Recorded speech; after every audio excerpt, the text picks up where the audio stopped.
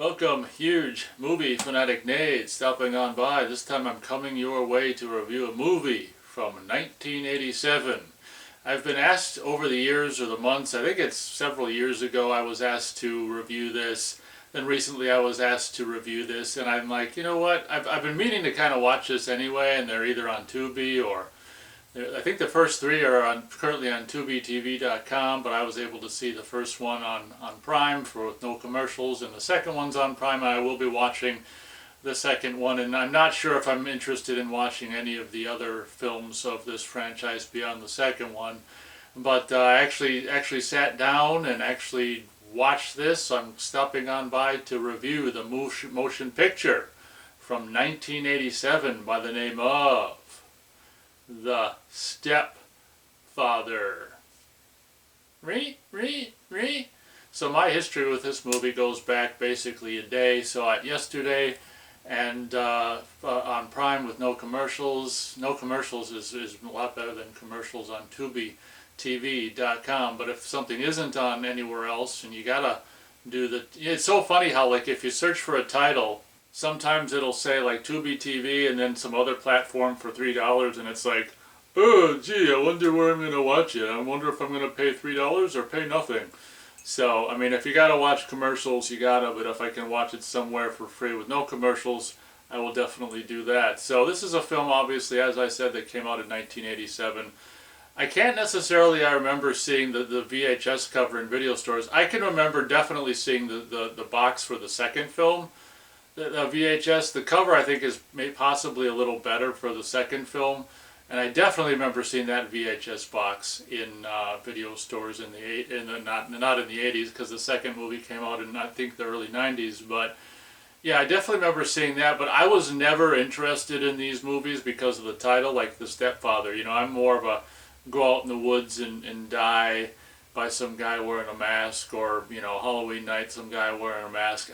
So the whole reason I never freaking saw this movie until now is just because the subject matter didn't really interest me. Kind of, you know, maniacal, crazy stepfather didn't really interest me. But having seen it, you know, now, I mean, it's definitely fun. I mean, it's still, the genre still isn't necessarily, or the subgenre, whatever you want to call it, of crazy stepfather isn't really necessarily my cup of tea. And, you know, like, just freaking suburban, you know, guy, you know, psychopath who wants to be a suburban dad, family guy, and when things don't go, you know, the way that he thinks is the right way, then he just kills the family and tries to get another one. So that's basically what happens. This movie, I will say, the opening of this movie is probably, even though it's done completely without dialogue, harkens back to the good old silent film era. You know, the opening of this movie might be actually possibly, you know, among the most memorable aspects of this whole movie, where this guy, and it's so funny how there's like, because I watched the very beginning of this movie like years ago on Tubi, you know, just the very first bit when he, you know, gets naked and goes into the shower and walks out the door, and I'm like, oh yeah, well, I never really ever wanted to see, was it Terry O'Quinn? Is that the guy who plays the stepfather? Incidentally, I know him mostly as Howard Hughes from The Rocketeer, and of course I saw at the drive-in with my dad in 1990 Blind Fury as well. And he's so, you know, this guy, is it Terry O'Quinn or something? He's always been like the good guy, and it's interesting seeing, you know, the guy who I normally associate with the good guy being a bad guy. And I will say he does a great job. But years ago, whenever I freaking looked at the very beginning of it, obviously being a heterosexual male, I was kind of put off by the fact that we got to see, not gotta, but they show us basically Terry O'Quinn naked as he, and then looking at it, because I think I watched it on just the opening bit on a tablet years ago whenever I did, and on a TV you could actually see his willy. I'm like, oh my god, you can see his, I didn't really need to see that. But what's interesting about the movie is you see like male nudity, you know, a guy going in the shower at the beginning, and then later on towards the end you see a female going into the shower. So it is a little bit like fair and balanced, as it were. But I think there's I can't remember if you see him in the shower again later, but you do see the chick in the shower again later, so it might be a little bit unbalanced towards the chick side. But yeah, the opening is really interesting, where he's all bloody and you see him in the mirror, shaving and cutting his hair or whatever he does. Does he just yeah, I can't remember what he does. I know he shaves for sure and takes a shower and changes his out of his bloody clothes and gets the blood off him, and we kind of don't know what the hell's going on until he gets dressed, walks down the stairs, and you can see like a bloody hand streak on the stair wall, and then it gets down to the bottom and you just see this just massacre scene of like the whole family, just dead bodies, just bloody mess laying on the ground. And he just kind of walks out, and that's it. And that's it. That's a really interesting way to set up the movie, because it makes the viewer go like, okay, well, what the hell drove him to this? And of course you got to watch the movie to find that out. So what we'll end up being able to see, this is kind of like the beginning of the movie takes place in the fall, so then you cut to a year later, it's the fall again. And honestly, like the streets in this movie, they all seem like the same street. It seems like the same house, and it's just like, it's very weird to me. But it's like cuts to a year later, and they show this street which looked like the street from the beginning of the movie. It's supposed to be two different streets. I think two different houses. I think I can only because the one is all rotted and condemned and stuff later, a year later and stuff, when we see more about that and stuff. But yeah, right off the bat, it's kind of really confusing. Like, is this supposed to be the same house? And it's like, no, I guess not. But why does the street look the same? Why does the house look the same? It's just really weird. But cut to a year later, he's got, looks like he's on the same street, looks like the same house, married to a different woman who's got a daughter. And the daughter I am familiar with, having seen her. I think the only thing I can remember seeing her in is way back, I think it was the early 90s, I actually did rent the Robert Englund Phantom of the Opera. And the chick who plays the daughter in this movie, who gets naked in the shower at the end of the movie, is like Christine or whatever from the Robert Englund 21st Century production, 21st Century Films production of Robert Englund as the Phantom of the Opera. That movie I pretty much grew up with, and as a side note would highly recommend. I can only assume I've reviewed that on this channel. Feel free to search, and if now I'm wondering if I did. I can only assume I reviewed that. The Robert Englund Phantom of the Opera I hold in relatively high regard. So cut to a year later, after the butchering of this other family, and like I say, what I like about the very opening and just revealing the butchered family is like you don't know the cause, you don't know what happened, and it kind of makes you want to watch and try to find out what happened, as of course you do as the movie wears on. But we kind of see we kind of see him now with this, he's a stepfather, this young chick. She's supposed to be 16, obviously. It's, obviously someone 18 or older playing 16, because you can't show a 16-year-old naked in the shower. But supposed to be 16-year-old daughter and, new wife or whatever. And the guy, early on, the stepfather character brings a dog home for the daughter to try to win her affections. And the daughter, the whole movie is like never, I don't think they really say how long this guy's been a part of their lives. Presumably, well, later on towards the end of the movie, you see throughout the course of the movie you get to see his modus operandi. Is that the terminology for how he kind of goes about things? Like when the family disappoints him, he starts, he quits his job, and he basically goes off, to looking like he's still going to the job, but he's actually going off and trying to create a new family. And presumably when he does that is possibly when he kills the one that disappointed him or whatever. But another thing of note, which I'm not exactly sure if I think works very well or not, it's kind of goofy. Maybe it wasn't needed, but I guess it's kind of, it didn't take up too much of the movie, whereas there's this kind of shaggy guy who's driving an old car, who's like a family member of the family who got killed at the beginning of the movie. A year later, that house is all boarded up and like this crime scene. It's never been like, I don't understand that at all. I mean, I guess the guy owns the house. It's never been like cleaned up or anything. I think the blood and gore is still like all over the place, and it's just like the Myers house kind of a year later, all boarded up and just dilapidated. But It's funny how, like, maybe it's a little more dilapidated than it would be in a year, but whatever, it's a movie. But I'm not so sure the movie necessarily needed this character, who was kind of like on this vendetta to find the Terry O'Quinn. I hope that's his name. You know, I'm pretty sure that's the guy who plays the stepfather, Howard Hughes from The Rocketeer, but and the dad from Blind Fury, and I'm sure he's in other movies as well. Not exactly sure that the character of like the surviving brother or whatever is necessary, but I guess it gives you a break from the family. But I mean, I guess I don't really need a break from the family. Every time I cut to like the brother, like, you know, on this crusade to find you know, the guy who killed his family, it's kind of like, okay, but whatever. I mean, I understand why they're doing it or whatever. But it's kind of interesting because you've got this guy trying to track down the guy who killed his family, and at the same time you've got the daughter, you know, of the woman he married, the chick from Robert Englund, Phantom of the Opera, who's like thinks there's something off about this stepfather guy. And at one point I can't remember why they're even having this party, but they have some party in the backyard, and there's a it's funny because there's like someone brought up the guy, the surviving family member who's on a crusade to find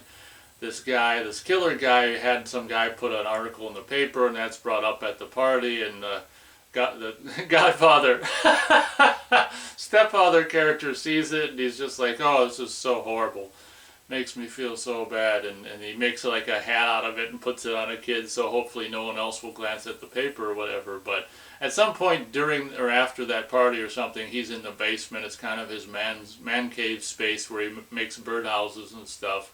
We find out that at least in two houses he makes his man cave kind of, you know, birdhouse making, you know, whatever it's called. What was that show in the 90s or whatever? It was Home Improvement or whatever. Just his man cave, just, you know, shop, you know, carpentry shop in the basement. He goes down there and kind of spazzes out, talks to himself and stuff. And the daughter's actually down there when he does that, and he just spazzes out for a bit, and then like sees the daughter, his stepdaughter, and he's like, oh, you know how life is. Sometimes you just get a little, you know, she was already kind of weirded out by the guy before that happened, but now that's just like really makes her question. And I think once she got wind, did she get wind of, yeah, she did. She saw that article in the paper, and she's like, God, maybe, you know, what's the chance? Maybe that this guy in this article in this newspaper who killed his family or whatever, maybe it's this guy. You know, and then she signs pre-internet, of course. She sends away to the newspaper who printed that article to get a picture of this guy sent back to her, and the stepfather guy ends up intercepting that. You know, it looks like just an 8x10 shot for, you know, if you're casting for a movie or whatever, just a headshot. But they sent her a black and white 8x10, I think, and the stepfather intercepts that mail just by chance. Maybe he gets all the mail, I don't know, but just by chance he intercepts that, goes to some other photo place and gets a picture of someone completely different, and like maybe a couple days later puts it in the mailbox. So when she gets that in picture and it's someone completely different, she's like, you know, in hopes that it'll thwart her suspicion about, you know, her stepdad being the guy who killed his whole family. It temporarily thwarts that, and then there's this psychiatrist that she goes to that she really likes, and the stepfather ends up killing him. And honestly, like, if you want a big body count movie, this ain't your movie. This is more of a thriller kind of a situation where it's not a body count movie. I think is it true that you only see him kill 2 people in the movie? Like actual, you know, he kills the shrink guy. I don't know if I'm spoiling too much, but I mean, it's, you know, this movie's pushing 40 years old. It's not a big deal at this point, but there's this shrink that you know, the daughter is seeing the shrink. Presumably she got hooked up with this shrink maybe when her real dad died, perhaps. I don't think they mentioned that, but one can only assume that's why she's seeing a shrink to begin with. She actually really likes this shrink, and probably more of a father figure to her than, obviously. She doesn't really like this stepdad character, but she kind of gets him on her side, and she's like, can you talk to this guy? You know, talk to my stepdad and see what you think. And the stepdad refuses to see him. So one of the coolest parts of the movie I thought is when the shrink actually the stepdad's a realtor, so then the shrink actually called up as just some some just whoever nobody who wants to have the stepfather show. The movie's called Stepfather, not Stepdad, so get it right, Nate. Stepdad. I'm sure there's a movie called that as well, but this movie's called Stepfather, Nate. Get it right. But stepfather ends up calling, or the shrink ends up getting together with the stepdad and kind of starts, stepfather shows them stepdad's just easier to say than stepfather. Stepdad just shows them the house, and the guy's kind of like asks more about the guy, more about the stepfather than he's asking about the house, and the stepfather kind of very quickly figures out what's going on here. And the stepfather like kills the guy at this house he's showing them, which is there just happens to be like this big bunch of paper. I guess they're painting this room, a bunch of paper on the floor to, I guess, for the paint to splatter on. But in this case, the blood can splatter on it. Then he can wrap the guy up in the paper and do the old kind of the 20 not 20 well I mean Psycho came out in the 20th century, but I was going to say 1987 version of Psycho, a little more ambitious, where he puts the body in the car and drives it off the cliff and it blows up. Body of the psychiatrist. But I thought that was one of the coolest points in the movie, where the psychiatrist very sneakily pretends to be a customer interested in a house just to get together with this guy to start psychoanalyzing him. It's like leave it to a shrink to be that sneaky. I'm not a big fan of shrinks, honestly, myself, and having seen some, as a kid when I refused to do schoolwork, and they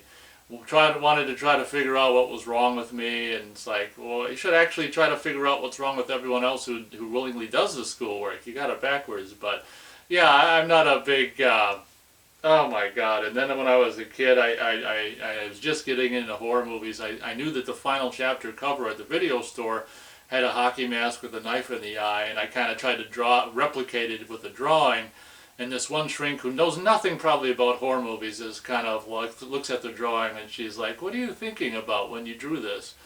And it's just like, you know what? It's a fucking, I can't remember what I said, but I told, I was thinking to myself, this is a cover on a VHS cover in a video store. Like I just copied what someone else got paid to do. It's not like I hate hockey or hate Wayne Gretzky or some shit. But anyway, I've started I'm on the couch myself right now. But anyway, yeah, long story not so long, not a big fan of psychiatrists and head shrinkers and all this kind of stuff. But yeah, so conveniently does that, gets rid of that guy, and then I won't spoil every freaking aspect, but he does end up killing someone else as well. So like I was saying, it's not a big body count movie. I have no problem if a movie doesn't have a big body count. I realize that this isn't a body count movie. It's not a slasher per se. It's like a horror, horror, thriller / horror. I guess it's just more of a thriller with horror elements, When the sharp implements start coming out and, you're butchering people, that's like the horror aspects. But I'd say first and foremost, this is a thriller, kind of just a thriller movie. A lot of these kind of things would end up happening. Same thing with, like, was it the late 90s or late 80s, early 90s, Pacific Heights? Was that the one with Michael Keaton and yeah, that one guy from Full Metal Jacket and the sister of the chick from Sleepaway Camp 3, the redhead. But Pacific Heights, it's just, I think it was a kind of a trend. Same thing with like the Fatal Attraction, with the female killers, same thing with male killers in the late 80s, maybe early 90s, were just the creepy characters who are, come to rent the house in the case of Pacific Heights, or Stepfather in this case, or whatever. But admittedly not a big body count movie, but it's definitely a thriller kind of movie. So yeah, I mean, the one thing I will say is, like I say, the opening of that movie really kind of made you interested. And, seeing him, change his clothes, take a shower, get the blood off him, and walk down the stairs past the slain family and walk out the door and get the paper and walk away whistling or whatever. It really, that was a great way to start the movie. And it really made you interested to see the rest of it, or more of, what was the cause of that. Turns out, it turns out this guy just wants the Brady Bunch or Leave It to Beaver family, and if it veers at all away from what he thinks the ideal family is, then he kind of just clicks, away from, nice guy facade to just like, okay, just distant, cold, and I'm going to start looking for a new family, and when I find one, presumably, then I'm going to kill you guys and then go move in with the new family thing. And that's what we kind of learned throughout the course of the movie or whatever. And it did actually make me wonder what was going to happen at the end of the movie. Of course, what ended up happening, I won't spoil that, but is, kind of what one would expect would happen. And honestly, it makes me very curious for the sequel. One can only assume based on how this movie ends that the sequel's a prequel. That's the only thing I can really, I don't know if I'm spoiling too much by saying that, but like the only way I can see this sequel happening is if it's prequel. But we shall see. I think I'll watch probably the second one sooner than later. Maybe it'll be the next video that gets published, very possible. But because this movie, before I end the review, I will say that I definitely did, laugh at with glee and joy and enjoyment the the kind of the psychotic aspects of the Terry O'Quinn's. I hope that's his name, but if that's not his name, that's the name I've given him for the purpose of this review. I'm pretty sure it is. But his portrayal of the psychotic stepfather and his psychotic moments are very fun. Being a big fan of the film American Psycho and the Paul Thomas Anderson movie There Will Be Blood. I really like, I'm sure there's other movies as well, but I really like unhinged kind of characters that, I guess, maybe I'm giving a little too much away, but it kind of, I kind of identify to unhinged characters. I haven't done anything like anywhere near as bad as these characters in these movies, but I find these like unhinged characters just to be really kind of fun. And even like the Santa Claus, the killer from like Christmas Evil and stuff. There's all kinds of horror movies and stuff that they have really fun, unhinged, like psychopathic, just leading characters or your characters that are the crazy psychopath. And every time like Terry O'Quinn did just a little crazy like that, just whatever, kind of like what I opened the review with, that line from the movie. It's just like it's fun, and you kind of feel a little guilty laughing and enjoying that stuff so much. But at the end of the day, what we're watching in this particular movie is just a movie, and it's not real. So, unfortunately, because this isn't really my kind of genre per se, psycho stepdad, I can't go crazy high with the star rating, but I can go 2.5 stars out of 4 stars for the Stepfather. I'm just more of a go in the woods with young, scantily clad chicks and their doofus boyfriends and get killed or whatever kind of a guy. But I'm aware, of course, that I think in 2009 there was a remake of this. Will I see it? I don't, only if I can see it for free. I don't think it'll be a part, like I plan to do, the second film not long after I do this review. Maybe this will be the next review published. But unless I feel like watching the third one, don't expect any more of these Stepfather reviews necessarily anytime soon, unless I change my mind. You never know what the hell I'm going to feel like doing. So that's that, I guess. But yeah, it was definitely, I guess, kind of fun to see the chick from Robert Englund, Phantom of the Opera, and briefly nude there, getting into the old shower. That was kind of fun. And it was cool to see her like a little younger and stuff, and like, being a child of the 70s and the 80s, it was just fun. In closing, it was just fun, even though this movie might not be my favorite movie in the world. It was really fun to see for the very first time this movie from 1987, this decade that was, big.